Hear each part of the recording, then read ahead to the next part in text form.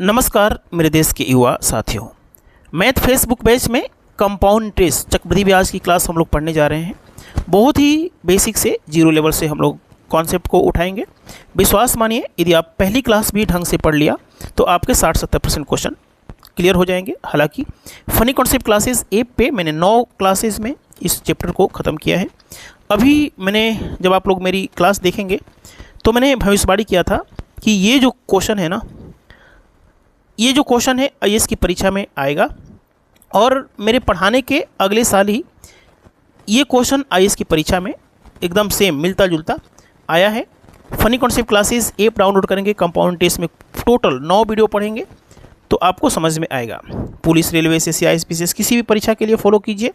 Compound test बहुत ही गजब तरीके से हमने पहले भी पढ़ा चुका हूँ और आज भी मैं पढ़ाने जा रहा हूँ, ठीक है ना। 700 पेज के PDF funny concept classes app download करके नहीं लिया है तो सबसे पहले ले लीजिए। आइए शुरू करते हैं आज की क्लास। देखिए, याद कीजिए, मैंने ट्रेनिंग क्लास किसी भी टॉपिक को पढ़ाने से पहले ट्रेनिंग देता हूं। ट्रेनिंग क्लास के चौथे टाइप में मैंने पढ़ाया था सक्सेसिव इंक्रीमेंट और डिक्रीमेंट, ठीक है ना। सक्सेसिव इंक्रीमेंट और डिक्रीमेंट टॉपिक यदि आपने हमने से ट्रेनिंग क्लास में पढ़ लिया है तो 70% क्वेश्चन ट्रेनिंग क्लास की सहायता से चक्रवृद्धि ब्याज बन जाएगा। फिर भी ट्रेनिंग क्लास नहीं किया है तो मैं बिल्कुल जीरो लेवल से शुरुआत करता हूँ, ठीक है। चक्रवृद्धि ब्याज होता क्या है समझिएगा। जैसे कोई कंपनी कहती है कि आइए हमारे यहाँ 100 रुपये में नौकरी कीजिए। सबसे पहले मैं सक्सेसिव का बेसिक समझाता हूँ। कोई कंपनी आपको कहती है कि आइए हमारे यहाँ नौकरी कीजिए, मैं आपको 100 रुपया वेतन दूंगा, 100 रुपया प्रति मंथ दूंगा और 1 साल तक आपको 100 रुपया दूंगा। अगले साल भी यदि नौकरी करते हैं तो मैं 100 रुपया ही दूंगा। अगले साल भी यदि नौकरी जारी रखते हैं तो मैं आपको 100 रुपया दूंगा। यहाँ पे कोई इंक्रीमेंट नहीं है, कोई इंक्रीमेंट नहीं है, 0 रुपये का इंक्रीमेंट है। दूसरी कंपनी आपको ऑफर करती है कि आइए हमारे यहाँ 100 रुपये में नौकरी कीजिए, 100 रुपया प्रति मंथ। अगले साल आपकी सैलरी में 10 रुपये का इजाफा कर दूंगा, 10 रुपये का इजाफा करूँगा तो 1 साल बाद आपकी सैलरी 110 हो जाएगी। कंपनी वाला कहता है कि जब तक नौकरी करेंगे हर 1 साल, प्रत्येक साल 10-10 रुपये का इजाफा होगा, 120 हो जाएगा। इसी प्रकार से अगले साल 130 हो जाएगा। तो यहाँ पे सक्सेसिव क्रमागत वृद्धि नहीं है, यहाँ पे फिक्स इंक्रीमेंट है। यदि 10 रुपया एक बार निर्धारित हो गया तो ये 10-10 रुपया हमेशा चलता जाएगा, ठीक है ना। तो ये भी हमारा सक्सेसिव नहीं है, ये भी हमारा सक्सेसिव नहीं है। अब मैं जो तीसरा पॉइंट आपको समझाने जा रहा हूँ यही ज़्यादा इंपॉर्टेंट है और चक्रवृद्धि ब्याज का इसी से लेना देना है, इसे चक्रवृद्धि ब्याज से कोई लेना देना नहीं है। अब इसको ध्यान से समझिएगा। कोई कंपनी कहती है कि आइए हमारे यहाँ नौकरी कीजिए 100 रुपये में, मैं प्रत्येक साल 10% बढ़ाऊँगा। 10% का मतलब कि 10% का मतलब 1/10। मैं प्रत्येक साल 1/10 बढ़ाऊँगा या 10% बढ़ाऊँगा। तो 100 रुपये यदि कमाते हैं ना तो 1 साल बाद आपकी सैलरी 110 हो जाएगी, ठीक है। फिर अगले साल जो बढ़ेगा ना, इसका 10% बढ़ेगा, इसका 10% बढ़ेगा। तो ये जो 110 आया है वो 100 और 10 की सहायता से आया है। तो जब 10% बढ़ाएंगे ना तो इसका 10% होता है 11 होता है। तो इसका 11 जोड़ेंगे तो 121 हो जाएगा। यानी 2 साल बाद, 1 साल बाद 110 कमाना शुरू कर देंगे और 2 साल बाद आप 121, आपकी सैलरी हो जाएगी 121। ध्यान दीजिएगा, पहले साल जो 10% आया है इसका 10% आया है और अगला जो 10% आया है इसका, ये 11 कैसे आया है, इसका 10% 10 हो गया और इसका 10% 1 हो गया, ठीक है ना।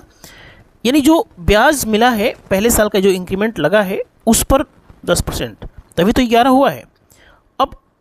अब अगले साल जो इंक्रीमेंट लगेगा इस पर लगेगा तो इसका 10% कितना हो गया, इसका 10% हो गया 12.1, 12.1 होगा। तो 12.1 जब जोड़ेंगे ना तो 133.1 हो जाएगा। अब जो चीज़ मैं आपको समझाने जा रहा हूँ उस चीज़ को समझिए। यदि 100 रुपये की चीज़ है ना तो 110 कैसे आया है, यहाँ से 11/10 हुआ है, 11/10 हुआ है। 10% बढ़ाने का मतलब ट्रेनिंग क्लास में मैंने आपको समझाया था कि 11/10 से गुणा। यहाँ पे जो इंक्रीमेंट लगा है वो 11/10 गुना है, यानी इसमें 11/10 हुआ है और इसमें 11/10 करेंगे तो ये हो जाएगा 121।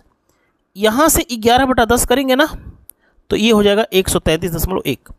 यानी कि कहने का मतलब है कि चक्रवृद्धि ब्याज और गुणोत्तर श्रेणी आपस में भाई भाई होते हैं। आने वाले समय में आईएएस की परीक्षा में या किसी भी परीक्षा में ये क्वेश्चन जरूर पूछेगा कि चक्रवृद्धि ब्याज किससे मिलता जुलता है, तो आप लोग बोलेंगे गुणोत्तर श्रेणी। गुणोत्तर श्रेणी का मतलब किस संख्या से गुणा करके ये आया है, इसमें किस संख्या से गुणा करके ये आया है। जैसे गुणोत्तर श्रेणी का मतलब ये 2 होता है, 4 होता है, 8 होता है, 16 होता है ना, गुणोत्तर श्रेणी ज्योमेट्रिक प्रोग्रेशन, ठीक है। तो इसमें 2 से गुणा करके ये आया है, इसमें 2 से गुणा करके ये आया है, इसमें 2 से गुणा करके ये आया है। तो यहाँ पे देखिए गुणा करके 11/10 से गुणा करके ये आया है। तो ये गुणोत्तर श्रेणी और चक्रवृद्धि ब्याज आपस में भाई भाई होते हैं। मैं आपको क्या समझाना चाहता हूँ कि यदि 100 रुपया है ना और 10% बढ़ गया तो 110 हो गया, और इसके 10% बढ़ गया तो 11 बढ़ गया तो ये 121 हो गया। इसका 10% 10 हो गया, इसका 10% 11 हो गया। तो 100 रुपया से 121 होना कितने प्रतिशत का वृद्धि हुआ? 100 से 21 हो जाना, 121 हो जाना, कितने की वृद्धि? तो ट्रेनिंग क्लास के टाइप नंबर 3 में मैंने आपको समझाया था कि 21 की वृद्धि हो गई। 100 से 121 कितना ज़्यादा? 21 ज़्यादा, और नीचे 100 रखेंगे और 100 से गुणा करेंगे तो ये आ जाएगा 21% का वृद्धि। समझ में आया? अब इस 21% लाने के कितने तरीके हैं? इस 21% को लाने के कितने तरीके हैं? उस सारे तरीके सबसे पहले 5 मिनट के अंदर आपको समझना पड़ेगा। पहला तरीका है कि 10% का जब इंक्रीमेंट लगाना हो, देखिए इस चीज़ को लिखने का तरीका है, जैसे 10% 1/10 बनाता है। 2 साल का इंक्रीमेंट है, देखिए 1 साल का इंक्रीमेंट और ये 1 साल का इंक्रीमेंट, ठीक है ना। तो यदि 100 रुपये किसी को उधार दिए हैं तो आप 21% ब्याज लेंगे, चक्रवृद्धि ब्याज लेंगे। इसी को रिप्रेजेंट करने का तरीका है कि नीचे वाले का स्क्वायर कीजिए, 1/10 होता है ना 10%, नीचे वाले का स्क्वायर कीजिए 100 हो जाएगा, और 10 में 1 जोड़िए 11 का स्क्वायर करेंगे तो 121 हो जाएगा। यानी 2 साल का हो तो 10 का स्क्वायर करेंगे और 10 में 1 जोड़ के 11 का स्क्वायर करेंगे। कितने का इंक्रीमेंट हो गया? 21 का इंक्रीमेंट 100 पे। तो ये एक तरीका है, 21% बढ़ गया। इस 21 लाने के बस ये तरीका मात्र है। 10% क्या बनाता है? 1/10। तो 10 से 11 करेंगे, 10 से 11।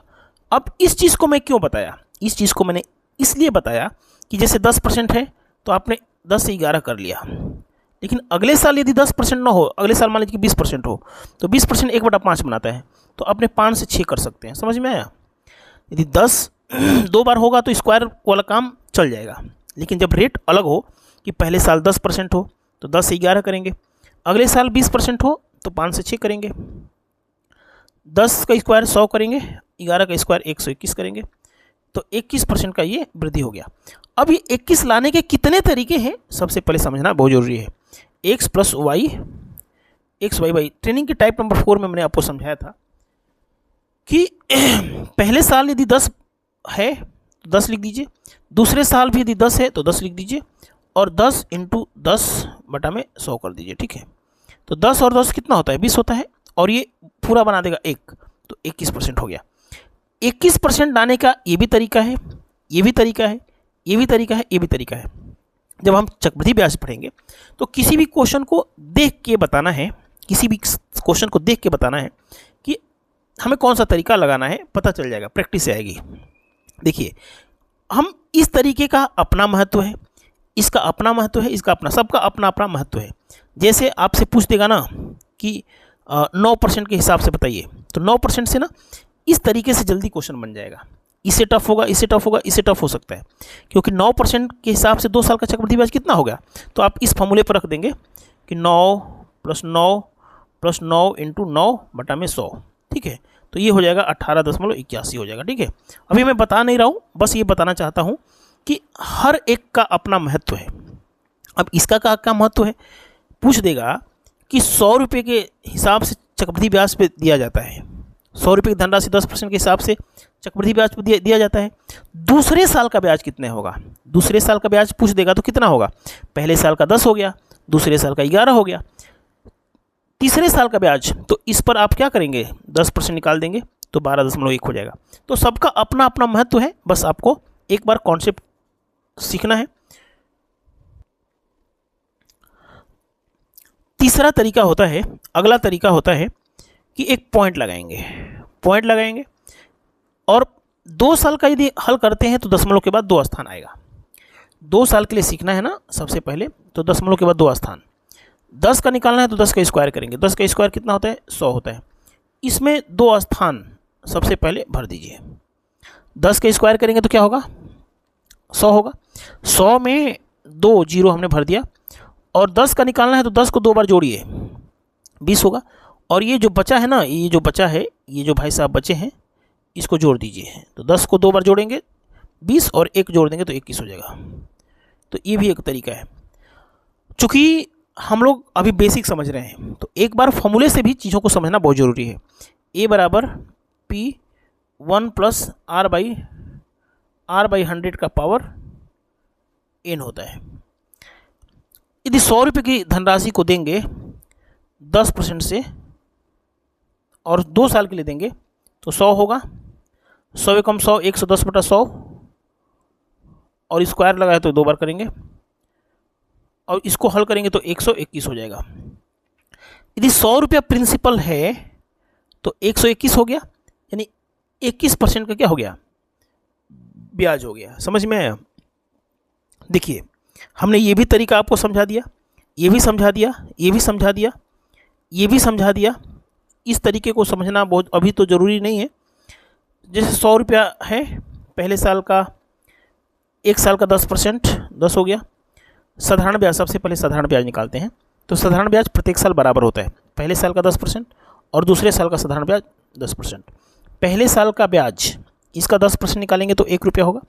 तो 10, 10, 20 और 1, 21। इसमें थोड़ा सा हम अभी नहीं काम कराना चाहता हूँ, ठीक है ना। ये 3 साल में बहुत मज़ा देता है, ठीक है। इस पे अभी मैं काम नहीं करा रहा हूँ, जब क्वेश्चन कराऊंगा ना तो इस पे काम करा दूंगा, ठीक है। तो आप लोगों ने देखा कि मैं कंपाउंड इंटरेस्ट को बहुत बेसिक से उठाया और मैंने 4-5 तरीके बताए उस तरीके को। अब मैं एक छोटा सा क्वेश्चन पूछता हूँ, सबसे पहले बताइएगा, ठीक है ना। इसको क्वेश्चन नंबर आप 1 ही मान सकते हैं। यदि मैं आपसे पूछूं कि 800 रुपये का प्रिंसिपल है, 800 रुपया, रेट है आपका, मान लीजिए रेट है आपका 20%, रेट है आपका 20%। मैं पूछता हूँ कि 20% वार्षिक है, 20% 1 साल में लगता है। तो सेकेंड ईयर का मैं ब्याज पूछ रहा हूँ कि सेकेंड ईयर का ब्याज कितना होगा, सेकेंड ईयर का ब्याज कितना होगा। मैं टोटल ब्याज नहीं पूछा, मैंने सेकेंड ईयर का। तो यहाँ पे 800 लिख देंगे, यहाँ पे 20%, तो इसका 20% कितना होगा? 160 होगा ना।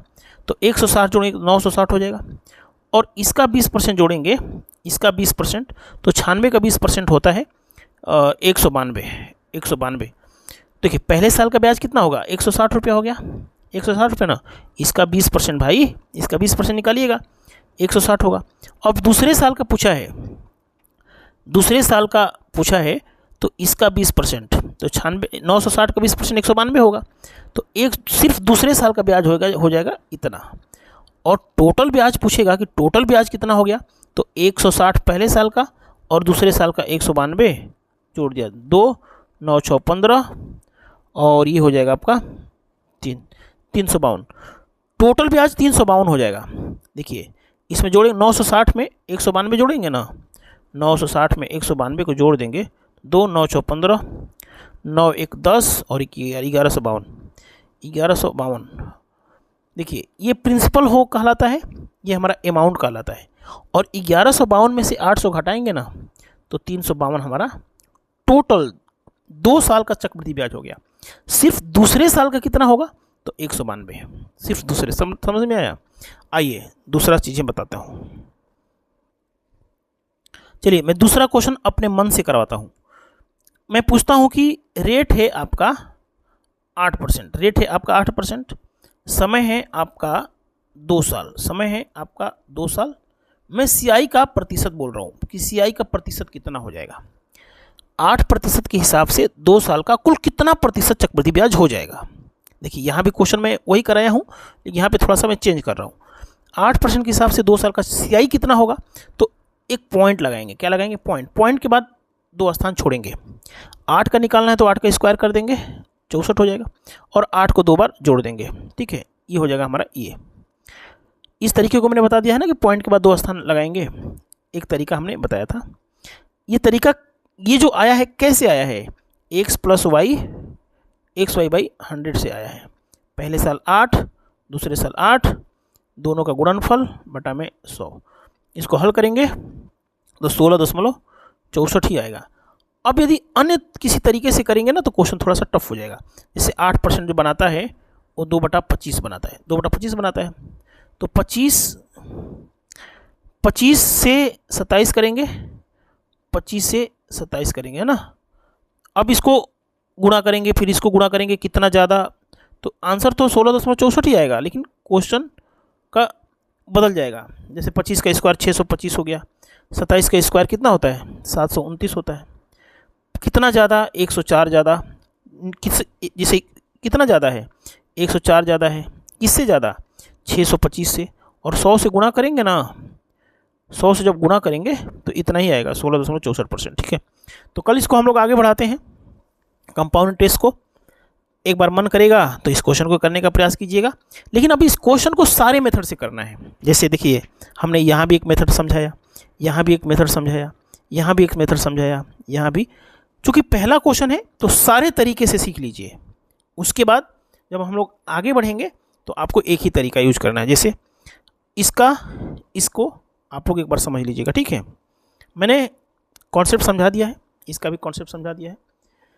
Funny concept classes app download करके 700 पेज का PDF लीजिए। 300 से ज़्यादा वीडियो एक साथ दे रहा हूँ, बहुत ही कम फीस में आपको पूरे विश्व में सबसे अच्छा मैथमेटिक्स पढ़ने का मौका मिलेगा। धन्यवाद।